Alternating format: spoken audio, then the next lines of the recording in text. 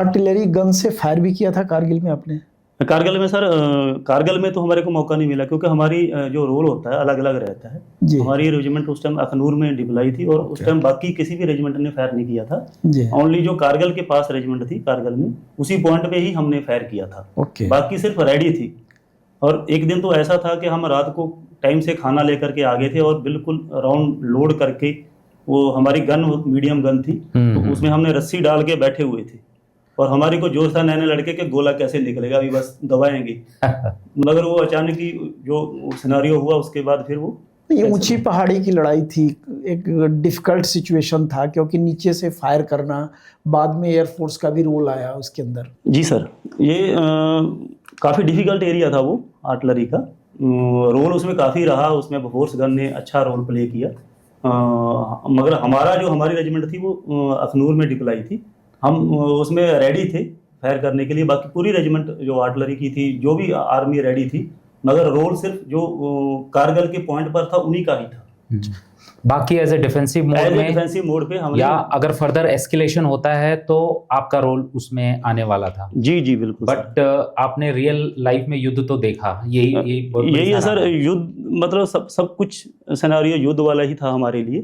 हमने सब कुछ किया, डिप्लॉयमेंट 1 साल हम वहाँ पर डिप्लॉय रहे। पाकिस्तान को पीछे भागते हुए देख के, ऑल्दो आप एकदम फ्रंट पे नहीं थे, उस समय कैसा लगता था? आपके अंदर यूनिट का माहौल कैसा था, आपके कोलिग्स का? सर माहौल यहाँ पर हम डिप्लॉय थे, J&K है, तो वहाँ पर वो पंजाबी, हमारी यूनिट भी पंजाबी थी तो वो भी लोग पंजाबी जानते हैं।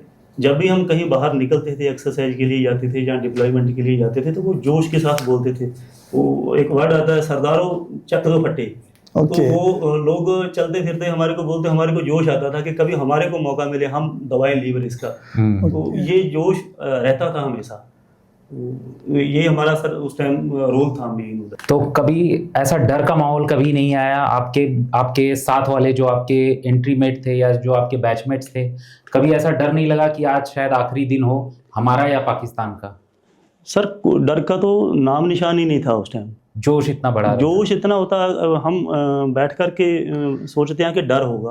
किसी भी लड़ाई में चले जाओ, डर किसको होता है सर? जिसको पास ट्रेनिंग नहीं है। कोई भी आप काम कर रहे हो, जब आप उसके अच्छा आपको नॉलेज है, जो भी इंस्ट्रूमेंट आपके पास है, गन है, अगर आपको चलानी नहीं आ रही तो आपको डर है। अगर आप उसको अच्छे ट्रेंड है चला रहे हैं तो आपको कोई डर नहीं होगा।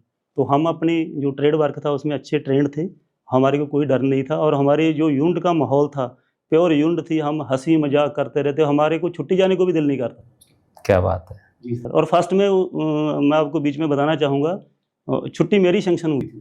अच्छा। क्योंकि मेरे को काफ़ी, मैं नया गया था, 6 महीने हो गए थे मेरे को। दिसंबर में मैंने ज्वाइन किया था और मई जून जुलाई में जा करके छुट्टियाँ खुलती। तो मेरे को टूआई साहब ने बोला, सीनियर जैसे ने बोला कि आपकी छुट्टी बन गई है, 5 दिन की मेरी छुट्टी बनी थी। तो मेरे को अगर बोला आप छुट्टी जाना, तो मैं छुट्टी भी नहीं जा रहा था।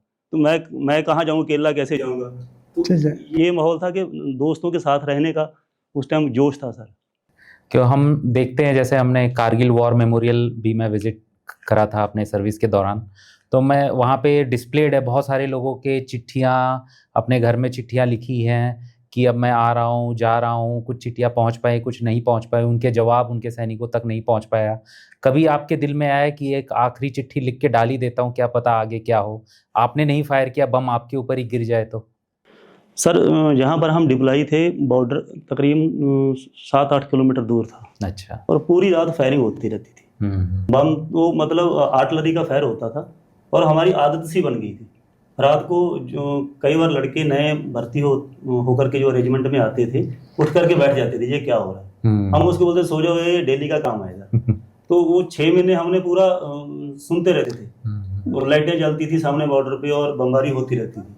और जो बम्बारमेंट थी वो बॉर्डर पे कंटिन्यू चलती रहती थी। पाकिस्तान से जब गोलाबारी होता था, आर्टिलरी में थे, आपके पास सारा संसाधन था, आप क्या करते थे उस समय?